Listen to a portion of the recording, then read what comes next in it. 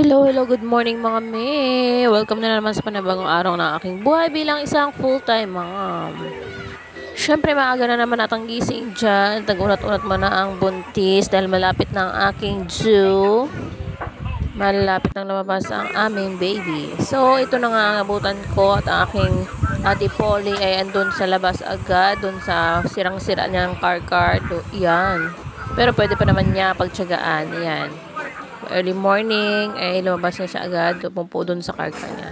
At saglit na, pahapyaw ang ating mansion ko, no. Ito yung CR niya. Pahapyaw na, pakita lang kasi, yan. Yan, nalagyan na ng tala si kuya. Ayan. At ito naman sa kusina. Ayan, syempre, nakapakita ko na yan ulit. And then, ito, nalagay ng aming jealousy dyan.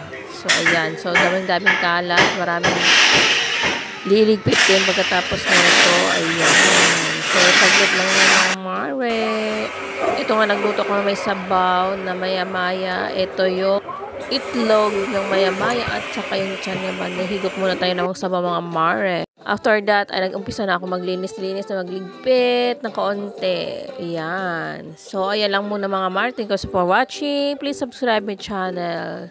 God bless us all.